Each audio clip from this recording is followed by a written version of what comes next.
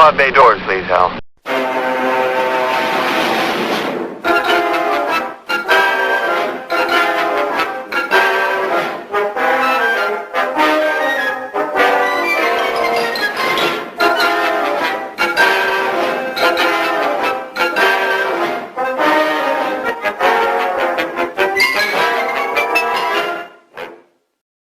The pod bay doors are open.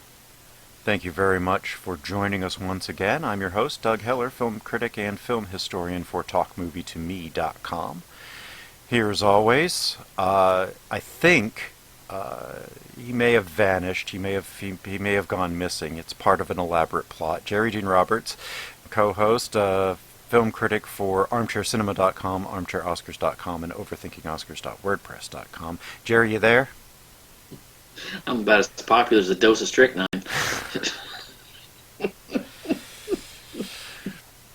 So, we're doing The Lady Vanishes today, Alfred Hitchcock, 1938. I love this movie. His last film in England. Yes.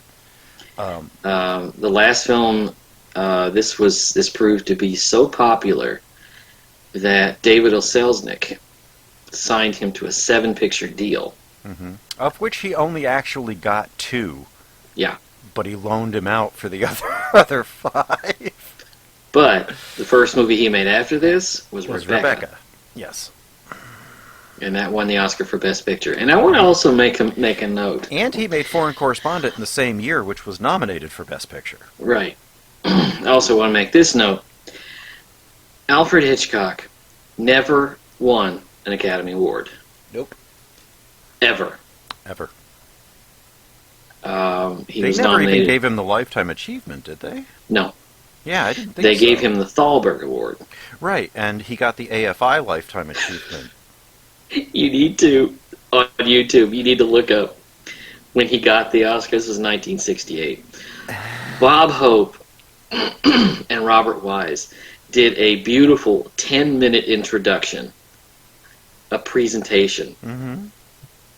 And Hitchcock walks out, he takes the award, he says, "Thank you," and he walks out.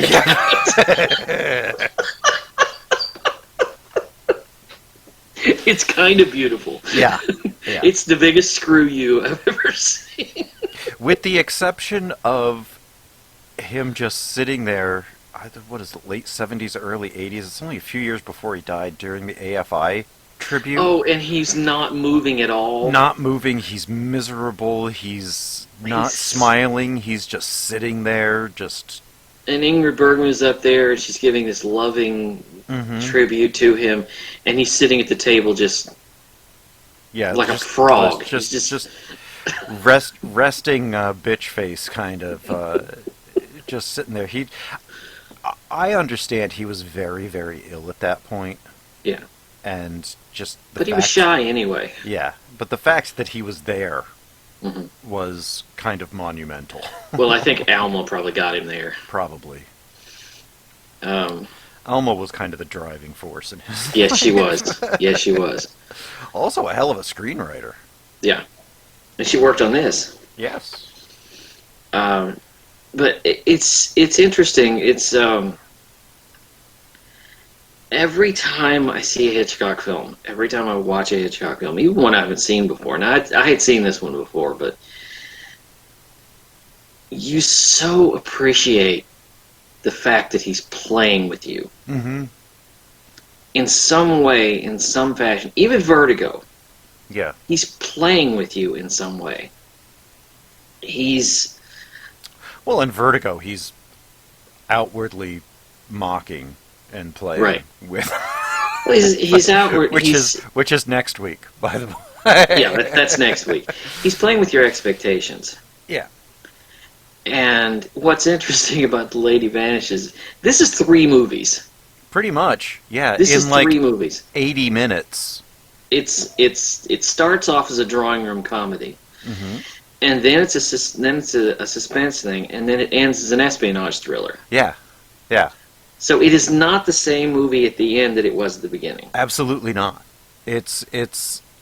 I think that's kind of why I love it. It's a whole lot of fun, but the structuring is unparalleled. Like, And you how get a does little this even work? But you it get a little does. thrown off at the beginning because the first 25 minutes of this movie, um, you want to kind of encapsulate the beginning of this movie because it's kind of strange. It's Well, like at the beginning of it, what is it? Something happens that detains a whole bunch of people at it's an this. avalanche across the railroad tracks. Yeah, and it's in the Swiss Alps. It's in a country It's a that's, skiing community. but it's one of those countries. It's a fictional country. Right. It's one of those Western European countries that's not quite a metropolis. Hasn't quite, you know. Right. They've It's just now gotten electric lights. right. It's Switzerland. It's Luxembourg. It's just those Central European. The posh upper crust would call it backwards. Right, but it's also a place where they would go for vacation because the Right. skiing's good. So Well, they're there for the there's snow. They're not there for the ambiance so there's or there's the people. a bunch of people in this small inn, and just there's a guy upstairs making a whole lot of racket. He's writing a book on folk dancing, but Gilbert. Gilbert. He's all the way up at the top, and these people are doing this wooden shoed folk dance above this poor girl. She's trying to sleep, and she Played. gets He's played by Michael Redgrave, by the way. wonderfully. I love him in that. He didn't do many films, No, he did not. but he's part of The the legendary. legendary acting family. His father acted in silent films, and then he, of course, is the father of Vanessa and the late Lynn Redgrave. Yes, And he's a hell of an actor, he is. but he had such a sour Oh, he was a outlook miserable person and a rabid alcoholic in his later but years. he had such a sour outlook on movie acting, Oh yeah. and because he was a stage actor. Mm-hmm. But when he was on film, he was amazing. He's incredible in this. Yeah. And she goes upstairs to complain, and he's such a jerk to her. Yeah. Not at all the man that we see at the end of the film. No, not even close. And the girl is Margaret Lockwood Margaret Lockwood, yes. playing Iris. And so he's up there doing all this. She complains. I can never remember exactly how she gets caught up with Miss Froy. Dame May Whitty in I do. an amazing role. I can't remember. She was By trying to the way, get tea or something. I don't for know. the first 25 minutes, you don't even know which lady vanishes. Right. Well, yeah, no, not even. She doesn't Because- vanish until a good 35 minutes into the movie. Miss Froy is listening to this balalaika player down in the street, and he's singing, and all of a sudden he's strangled to death. Yeah. Music hater, and he's sitting there, he's out there, and he's singing, and then all of a sudden these hands come out, just and somebody strangles him to death. But the funny part is, that comes full circle. hmm Like you find out. Excuse me.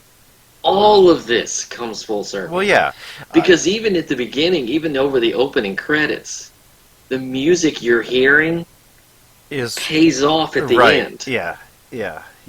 It's very elaborate and it's innocuously elaborate. And you don't know it. No.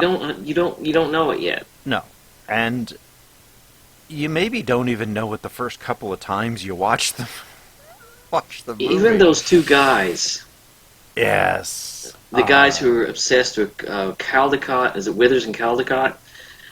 Yeah. are No, Charters in Caldecott. Charters in Caldecott. They are Basil Radford and Naughton Wayne.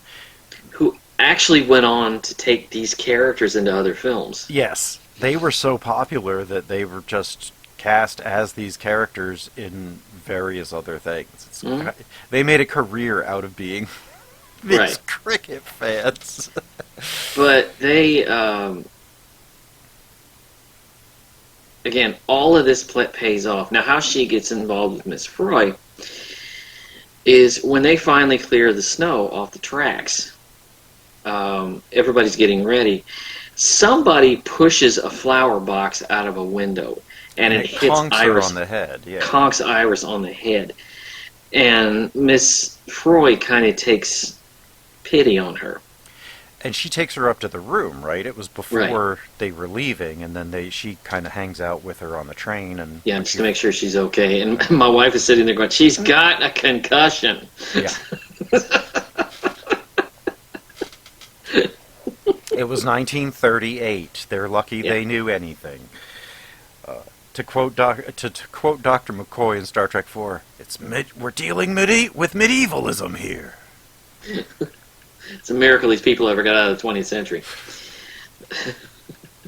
We can say that now. Yep. But she...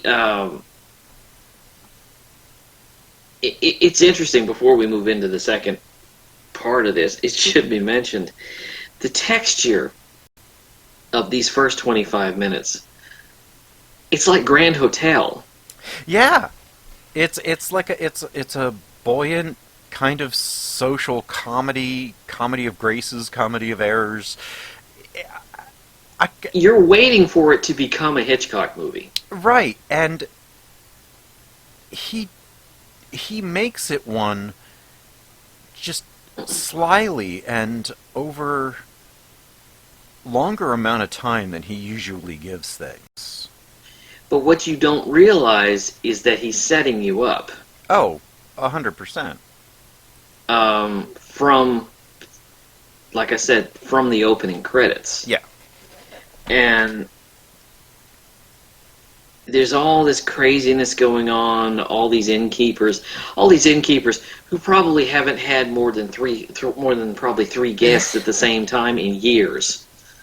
Probably. And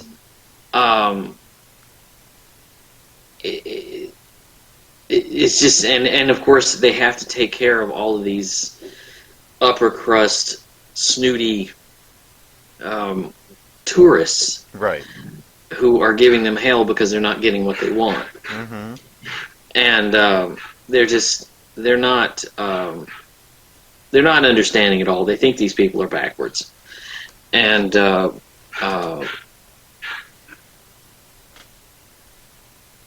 it's all, like I say, you don't even know what's going on because you're sitting there thinking, shouldn't somebody be vanishing? Right. The only things that, like, you can pick up on when they're in the dining car and she's like, I only use this kind of tea. Mm-hmm. You're like, that's going to come back. That has to come back. Yeah. Why would he mention it? Why would he? Mm-hmm. Why would it be there if it wasn't going to come back? Yeah. And it does. Because Hitchcock is not known for red herrings. No. He's known for many things, but that's not one of them. They get on the train, and she's still woozy from getting knocked on the head. Mm-hmm. Go figure. She passes out, and when she wakes up, Miss Froy is not there. Mm-hmm. And we have followed, because there have been these events, these things going on. People have interacted with Miss Froy. Mm-hmm. And yet they claim that they've never seen her. Right. She asked for the sugar from Caldecott and I can never remember the other Charters. Yeah, because they're laying out a cricket match. Right. With the sugar cubes. And they get really put out that they have to give her the sugar. They get really put out over everything. I love when they get the trunk call to London, it was somebody else's trunk call. Yeah, and they pick it up to ask about the cricket scores. And they're talking about something completely different. And they're like, no, no, no, you don't know? Ah, and they hang up. And this guy's been trying to get London on the phone for hours.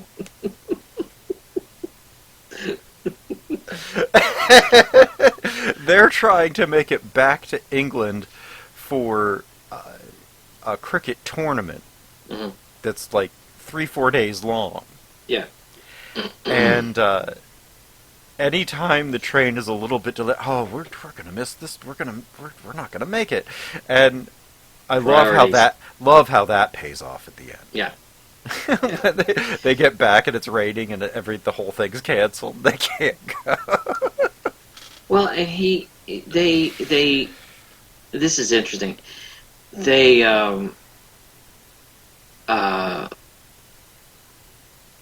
she's walking around and she's asking these people, have you seen Miss Roy? And she's not a person. She's not generally a person that you would overlook. Right. Well, yeah, because she's just a sweet-looking old lady. Yeah. Played by the invaluable Dame May Whitty. I love her so much. And she's got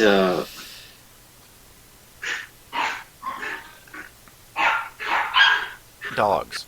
Just proof that we are remaining socially distanced, and your puppies have a lot to say about it. Anyway, Dame May Whitty.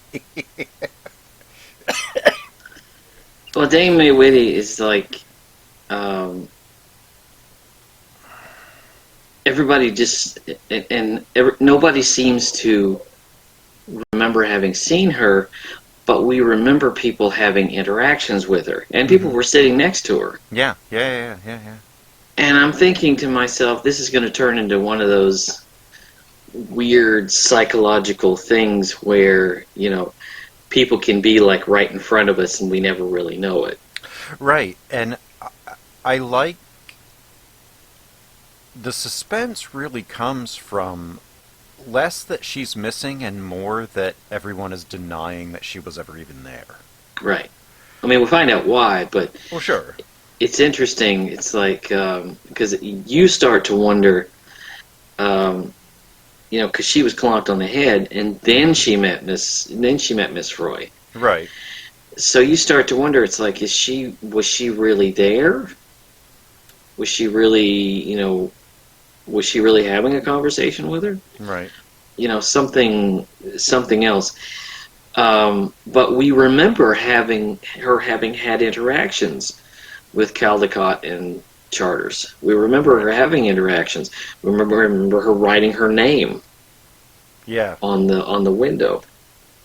Because the train was so loud that she couldn't. She was trying to say her name, but she couldn't. Because the train, the noise on the train. And that's another thing is Hitchcock has this beautiful way of encapsulating us in an environment. And this is something all through his films. It's always this sort of micro world that only that the characters are trapped in. And with the second Mrs. De Winter in that house. Right. Norman Bates in that motel. And all of these. It's always, he's very good at creating these claustrophobic environments that these people are trapped in. Even when it's not a structure, it's the circumstance that they're trapped in. Right, yes. And here, it's on a train, and you can't go anywhere. Right. The fact that it's on a train and everything is very isolated and noisy. And honestly, how many places could you go? There's a finite amount of places. Mm-hmm. Unless you jumped out and rolled out from the train. Right. And you'd be in the snow. Yeah, or dead. Yeah. Depends on where you were when you jumped. I won't say that I didn't think about this when I saw Snowpiercer. I thought about it a little bit too. Yeah. um, but the, the beautiful way that I love how he has Redgrave help her but not believe her. Right. But It starts out as a love-hate thing. Yeah. Because he's so rude they to her. love to hate each other. Right. But it turns into something much more than that Mm-hmm. in a way that only movie romance can. Right. Because isn't she's engaged? Yeah. She's something. going back home. What is it? There's a phrase that's used. He's a guy that's running from the checks or something like that, or he's sort of living paycheck to paycheck. Mm-hmm. There's a phrase that they use. I can't remember what it is, but in other words, he's not a great provider. Right. She's going home to this man to marry him. You sense that it's not something that she really wants to do. Right. What's the movie when they're like, do you love him? We are deeply, deeply engaged. Yeah. Yeah. They are very deeply engaged. Right. So when he comes along, this dashing young man who's obviously got a head on his shoulders, he's a smart guy, and a smart ass. Yeah, I was about to say he starts as a smart ass. I just like that he's compassionate enough to help her even when he doesn't remember Miss Froy. He doesn't really even He's intrigued. Right, he's intrigued, but he wants to help her. Right. Either realize that Miss Froy was never there or help find her, whatever the reality of the situation is, he wants to be there for her. And that's very nice of him, considering the interaction that they just had the night before. Because whenever he's up there and he's doing the people with the heavy shoes, the people dancing with the heavy shoes, his reaction to her was effectively, you problem. Yeah. And he comes downstairs and starts using her bathroom. Mm-hmm. Because she tries to get him kicked out, and he's like, okay, well, I don't have to be in that room. This room will be just fine. Yeah. It's the biggest jerk. I mean, my God. He is. But he ends up kind of on her side because he's intrigued by this. Mm-hmm. And I don't know if he ever actually says that he remembers seeing Miss Froy or not. He said he doesn't know anything about it. Okay. I don't think he would. What I like also is the fact that Hitchcock does not hide the fact that Froy was there. Right. Because there's not a lot of attempt to make us think that she wasn't. Because we're made to believe that she was there. We're made to believe she was there, and we become privy to several of the characters who said she wasn't, mm-hmm. and why they lied. Some of them are in this big espionage plot, and some of them don't want to be exposed as an adulterer. Mm-hmm. And the cricketers don't want the train to be delayed. Right. I mean, that's the ultimate selfishness. It's like, we want to get to a game. Who cares about this old lady? Like, wow. She'll turn up. It's a trade. If she was here, she's still on it, Right. Yeah, those two are heartless, but they're hilarious. Yeah. She's always, we know that they are looking for her and that she's there, He could have played with us a little bit more and tried to make us think right along the lines of that doctor. saying, oh, you had a bump on the head, you probably imagined her, yada, yada, yada. Or she's a composite of a bunch of different people that you know. And, The you... Doctor, played by Oscar winner Paul Lucas. Yes. Very good actor. Mm-hmm. He won an Oscar for Watch on the Rhine. Mm-hmm. When he enters the plot,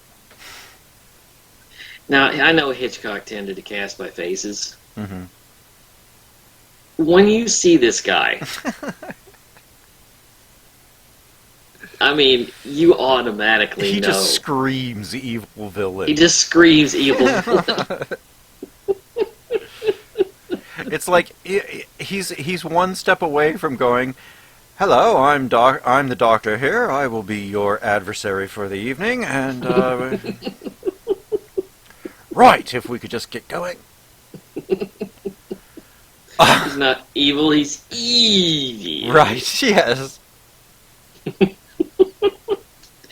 But, spoiler alert, it turns out that he actually, Miss Proy, there's a patient on board. That gets brought on board. This gets brought on board who's in bandages. Mm-hmm.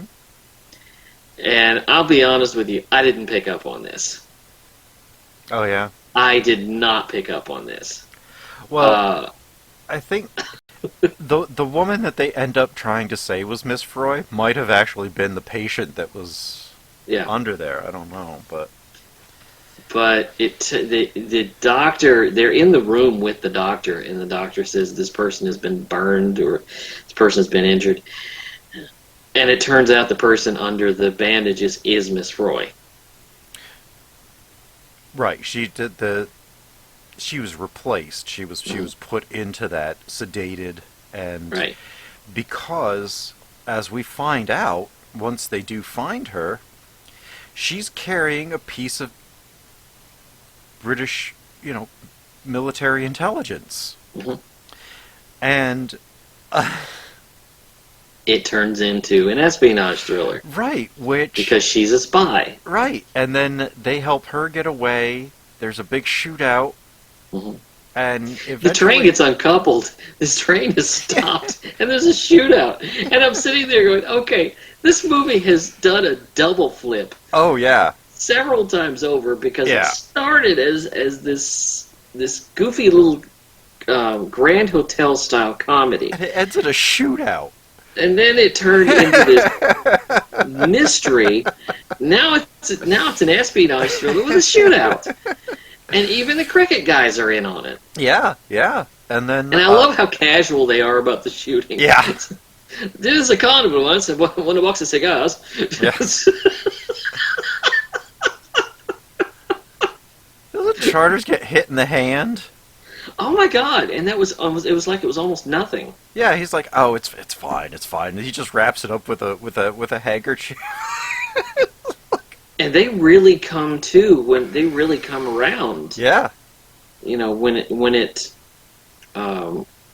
counts. Mm-hmm. And so nothing is as it seems. But yet you've been set up from the beginning. Yeah, because you find out that tune, like she hums the tune to him, and he's he's musical, so he'll remember it. And you're like, wait a minute, that was what the balalaika player was playing. And that's the music we heard over the opening credits. The opening credits, and then the balalaika, and then now here, and I love it. They finally get back to England. They get into the Ministry of Defense. He forgets it. Mm-hmm. Here's the tune wafting out on a piano, and there she is. She made it, and the movie's over. Over. The whole thing. If you're just watching this, it's just a profoundly entertaining movie. Mm-hmm. But when you start to break it down, it's, like you said, 3, 4, 5 different movies. Yeah, it's very complicated. The surface story is incredible fun. Mm-hmm. But the rest of it, and then you really try to,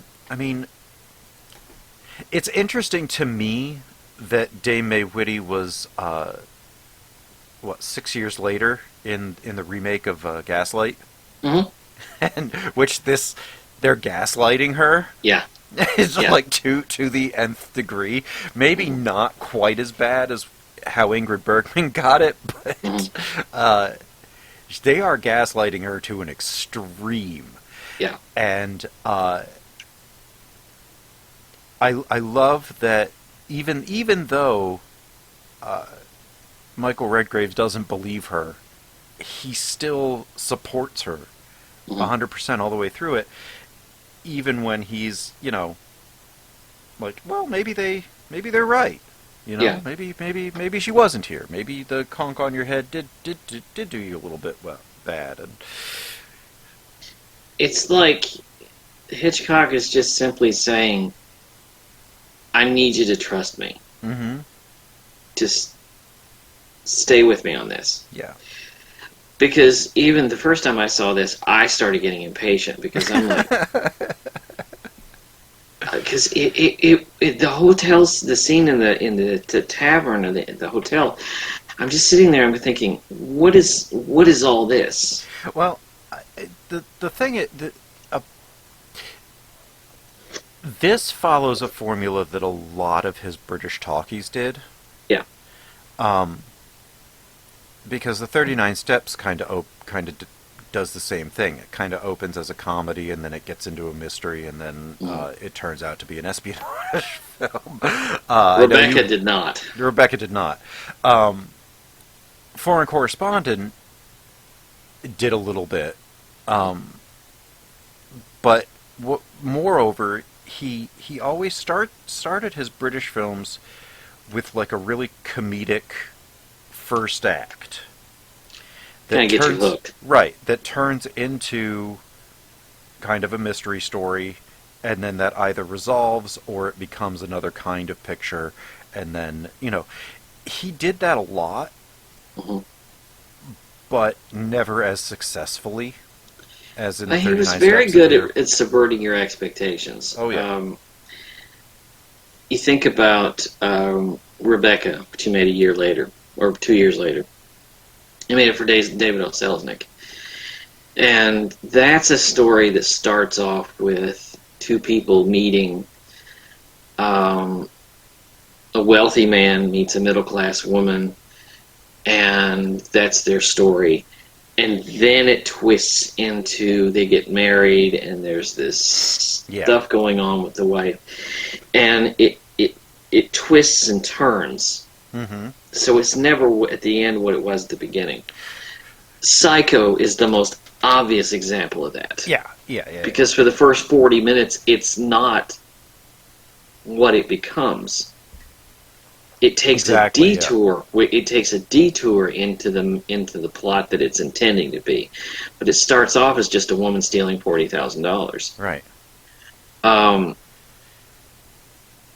it's fascinating. Even Vertigo Mm-hmm. starts off with a man who is afraid of heights. Vertigo is a whole lot of things all at once. Yeah, That we will we'll get into that next week. yeah, that's but Hitchcock had a really, I always thought, a fascinating structure to his pictures. Mhm. Um, that he wasn't necessarily all that able to translate it over to American filmmaking. He tried to do the espionage with a lighter touch, Yeah, but his drawing room comedy openings, switching into some kind of murder something, Americans didn't couldn't. Americans have a very hard time shifting gears in a movie. get to the point. That's Right. what If they it's want. if it's one thing, they expect it to be that genre for the whole thing. If it's a horror movie, they want it to start as a horror movie and Right. end as a horror movie. Right. And if there's jokes in it, fine. But it's more streamlined. And even at that, we're more comfortable mixing genres. Yeah. We want to call it a horror comedy. Right. We want to call it a mystery romance. Right. But there's extremities to that.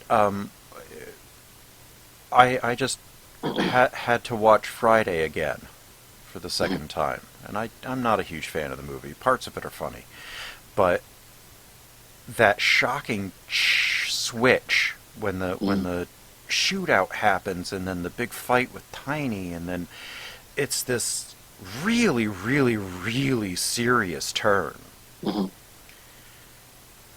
that ends trying to be a romantic comedy. And I've had trouble pulling back from the tragedy, But my wife and my son are sitting there. They watch it with the appropriate gravitas, and then they laugh at the jokes at the end. I'm like, I can't get my head back to There's comedy. a difference between a plot twist and whiplash. Well, there's a cultural reason for why Friday does that. It's the unfortunate state of Black Americans that they always have to live in a state of heightened awareness and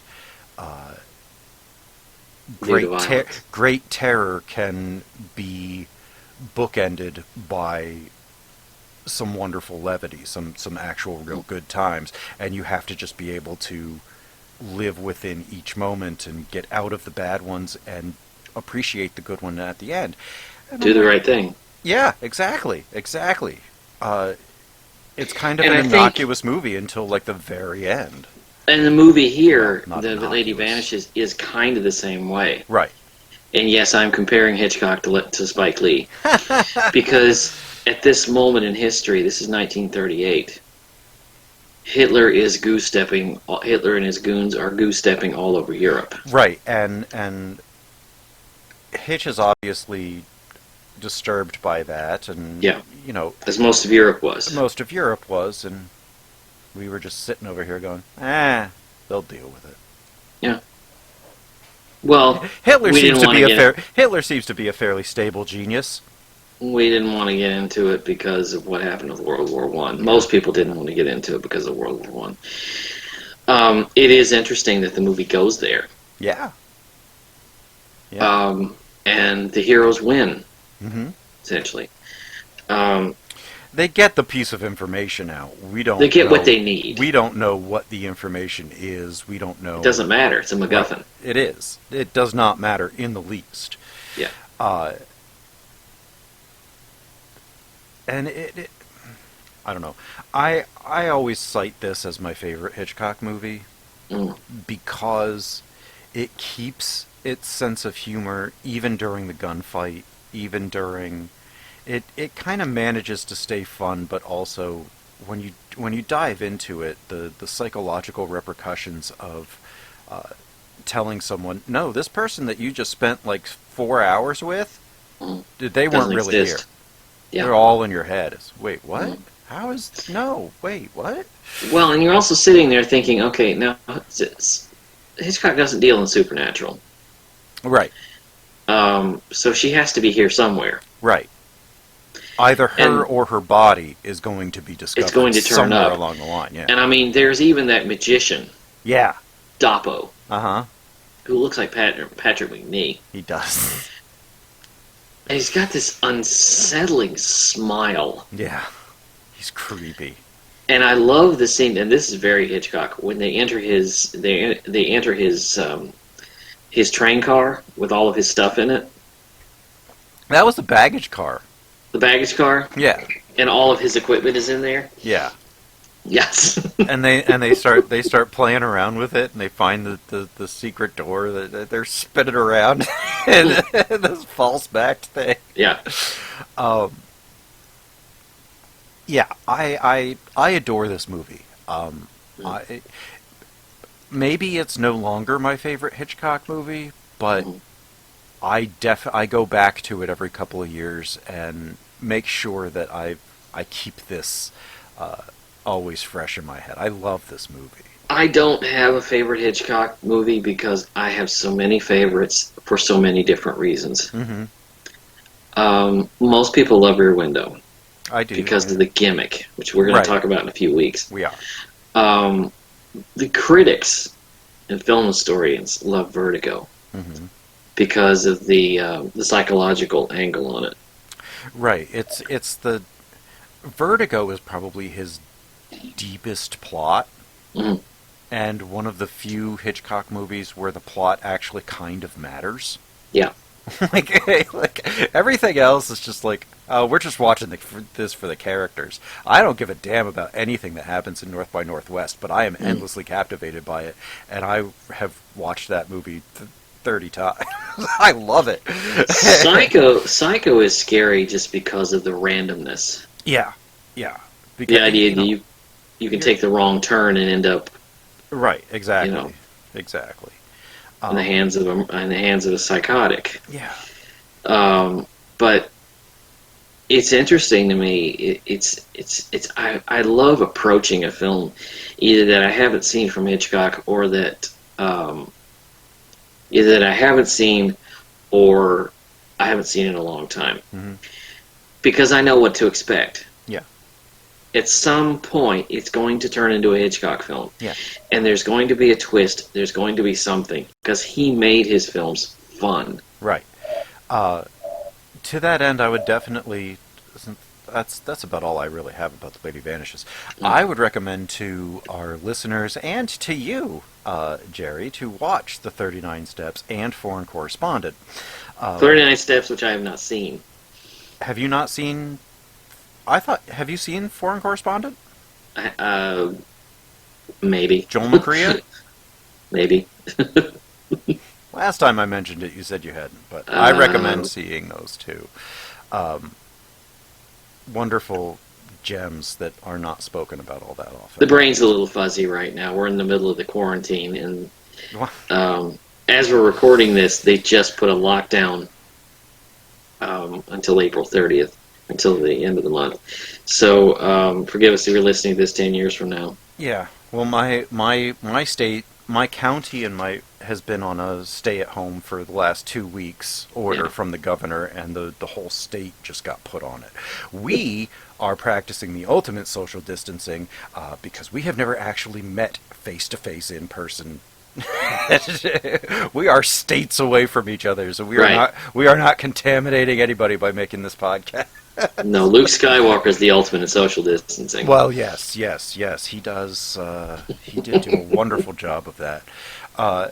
But I think that's everything I have. What are we talking about next week? We are talking about the Vertigo. We're talking about the Vertigo. We're talking about what recently, within the last few years, Sight and Sound replaced as the greatest film ever made. As of this recording, it's been 8 years. It's been 8 years, and I don't know. Was it every 10 years that they do that poll? Right, yeah. The next time they do it will be 2022. They for years, for decades, it was Citizen Kane. Right.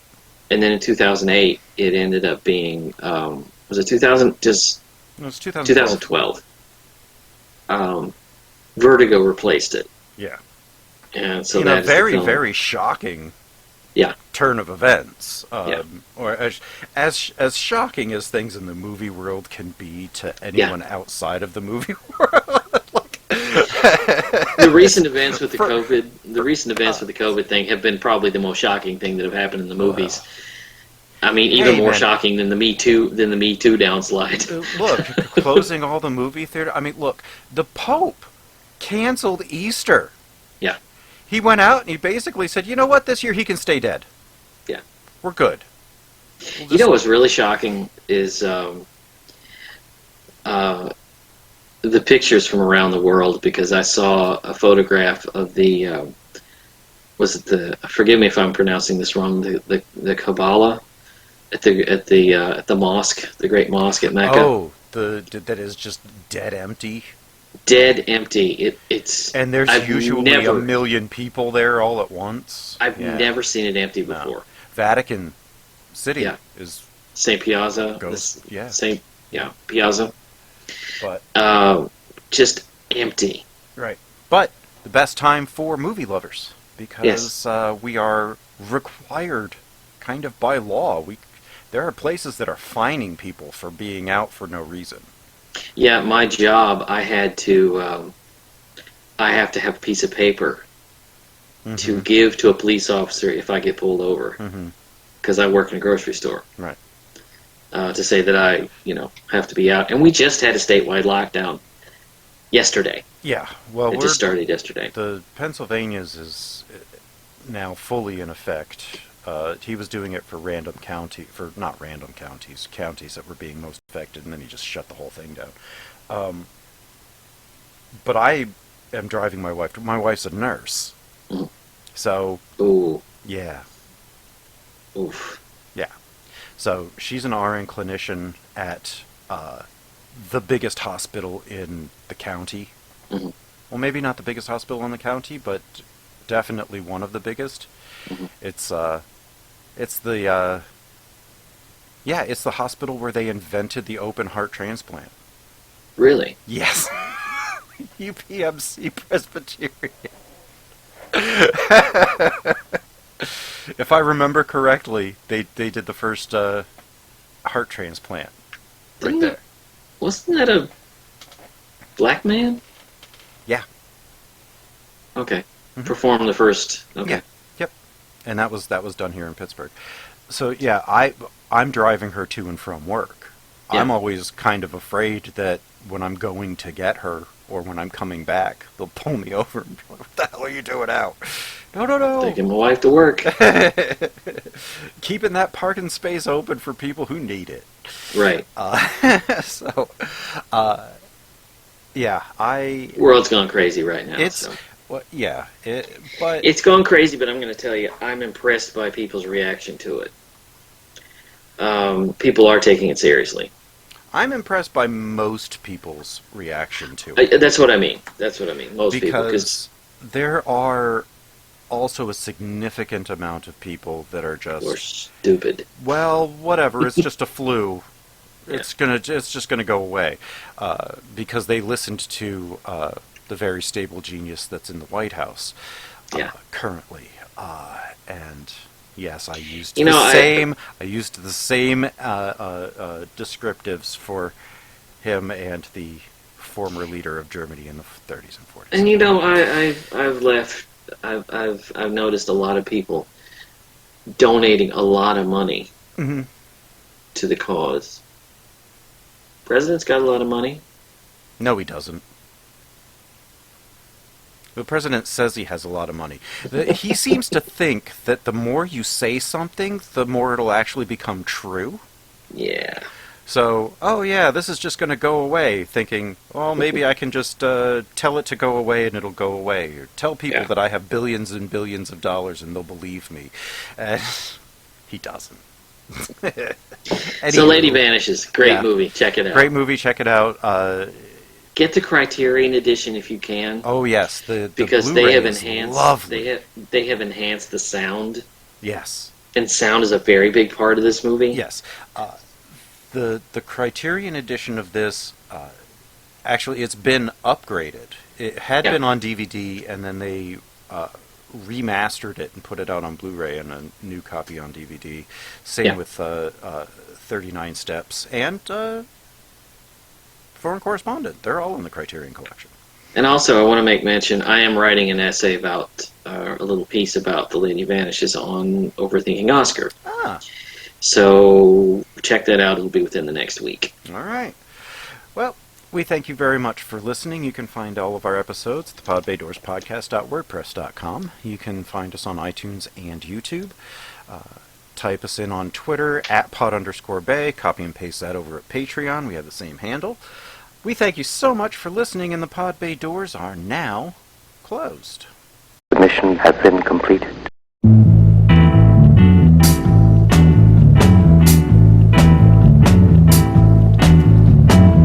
Well, no one told me about her, the way she lied. Well, no one told me about her, how many people cried. But it's too late to say you're sorry. How would I know? Why should I care? Please don't bother trying to find her. She's not there. Well, let me tell you about the way she looked, the way she acted, the color of her hair. she's not there.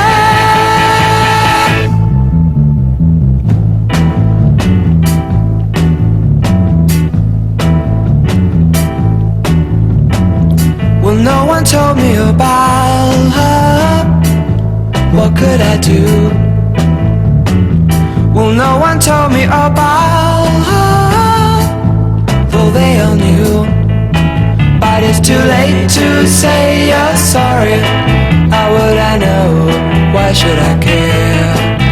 Please don't bother trying to find her. She's not there. Well, let me tell you about the way she looked, the way she acted, the color of her hair. Her voice was soft and cool, her eyes were clear and bright, but she's not there.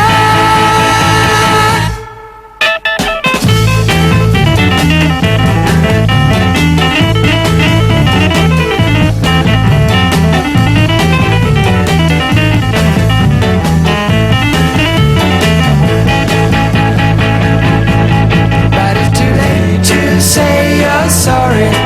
How would I know? Why should I care? Please don't bother trying